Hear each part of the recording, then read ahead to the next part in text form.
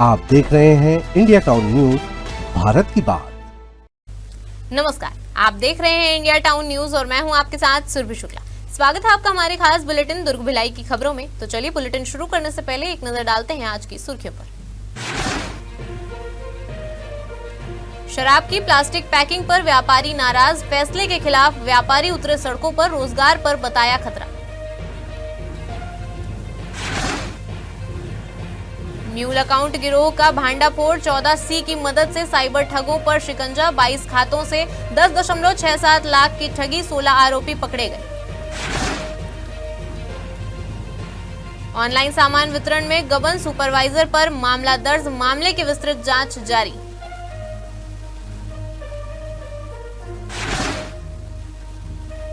विश्वविद्यालय में PhD fees घोटाला, शोधार्थियों से नकद वसूली का मामला उजागर, कनिष्ठ सलाहकार पर गबन का आरोप।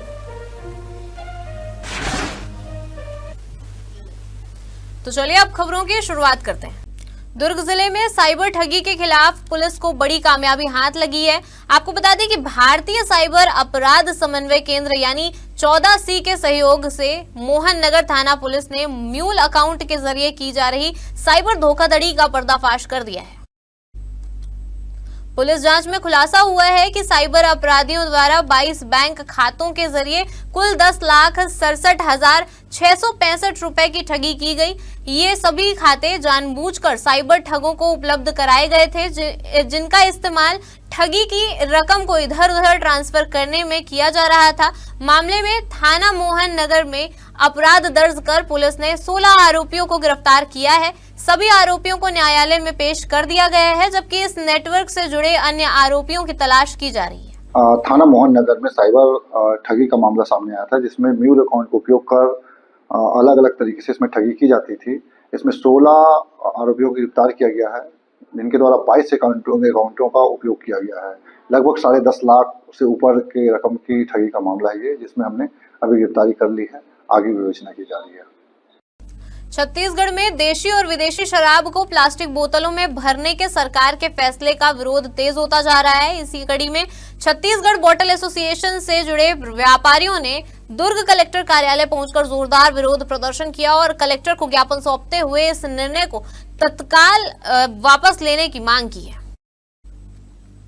व्यापारियों का कहना है कि अगर शराब को प्लास्टिक बोतलों में भरकर बेचा गया तो इससे राज्य में लाखों लोगों का रोजगार प्रभावित होगा। एसोसिएशन ने सरकार के फैसले को विरोधाभासी बताते हुए कहा कि एक तरफ केंद्र और राज्य सरकारें सिंगल यूज प्लास्टिक पर रोक लगाने की बात कह रही है, तो वहीं दूसरी ओर शराब को प्लास्टिक बोतलों में लाने का निर्णय भी समझ से परे है। व्यापारियों ने यह भी कहा कि प्लास्टिक बोतलों में शराब भरने से सरकार को जीएसटी राजस्व में भी भारी नुकसान उठाना पड़ सकता है। साथ ही आम जनता के स्वास्थ्य पर भी इसका नकारात्मक प्रभाव पड़ने की आशंका है। हम माथे का हमें सियान भलो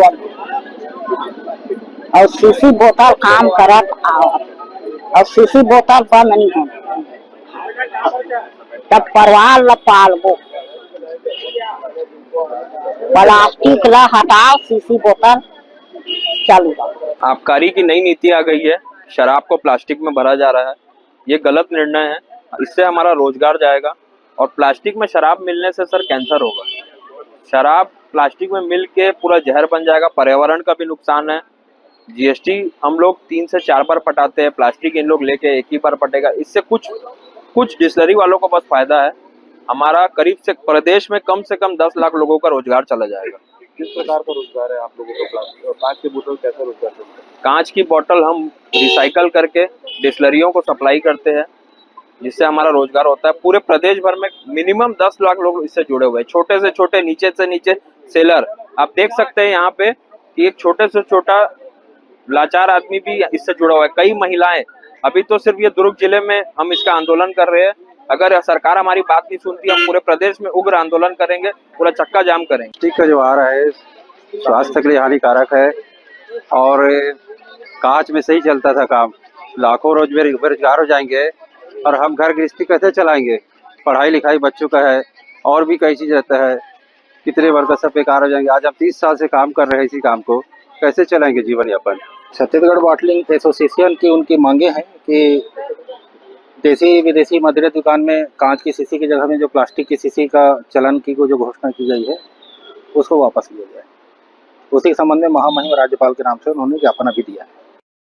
भिलाई चरोदा क्षेत्र से धोखाधड़ी का एक मामला सामने आया है, जहां एक निजी कंपनी के सुपरवाइजर पर ऑनलाइन सामान वितरण से प्राप्त राशि में गबन करने का आरोप लगा है। शिकायत के बाद पुलिस ने आरोपी के खिलाफ मामला दर्ज कर जांच शुरू कर दी है। दरअसल भिलाई चरोदा थाना क्षेत्र में प्रार्थी अशोक कुमार वैष्णव ने पुलिस में शिकायत दर्ज कराई है। शिकायत के अनुसार निजी कंपनी के कार्यरत सुपरवाइजर जतिन कुमार झा ने ऑनलाइन सामान वितरण के एवज में प्राप्त रकम को कंपनी के खाते में जमा नहीं किया। आपको बता दें कि जांच में सामने आया है कि आरोपी ने कंपनी के वाउचर के अनुसार जमा की जाने वाली राशि में से करीब 1,05,000 रुपए रकम बैंक में जमा किए हैं और बाकी रकम का गबन कर लिया। मामले की जानकारी मिलने पर पुलिस ने आरोपी को तलब कर पूछताछ की। फिलहाल आरोपी के खिलाफ संबंधित धाराओं के तहत अपराध दर्ज कर वैधानिक कार्रवाई की जा रही है। पुलिस का कहना है कि मामले की विस्तृत जांच की जाएगी। भिलाई 3 में प्रार्थी द्वारा एक रिपोर्ट लिखवाई गई थी कि उनका ऑनलाइन का काम है, जिसमें ऑनलाइन सामग्री डिलीवर की जाती है और सामग्री से जो पैसा आता है उसको फिर वापस भेजा जाता है। उसमें जो सुपरवाइजर था जतिन झा, जिसके द्वारा जो राशि प्राप्त हुई थी उसको बैंक में न जमा करके कुछ राशियों को उपयोग कर लिया गया और उसका गबन किया गया, जिस पर हमने अपराध पंजीबद्ध कर आरोपी को गिरफ्तार किया है। आगे विवेचना जारी है।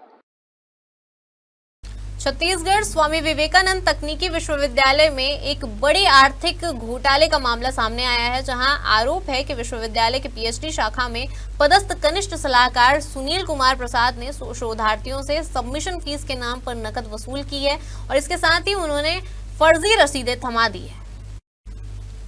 शिकायत के अनुसार हर शोधार्थी से 30-30 हजार रुपए लिए गए, जो विश्वविद्यालय के आधिकारिक खाते में जमा नहीं किए गए। प्रारंभिक जांच में लगभग 9,44,500 रुपए के गबन की पुष्टि हुई है। जांच के दौरान यह राशि और बढ़ सकती है। नेवई थाना ने मामले में सुनील कुमार प्रसाद के खिलाफ एफआईआर दर्ज कर जांच शुरू कर दी है।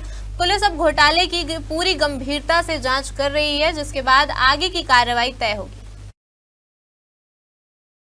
भिलाई में वरिष्ठ नागरिकों के लिए आयुष्मान वय वंदन कार्ड अपडेट करने का अभियान तेजी से जारी है।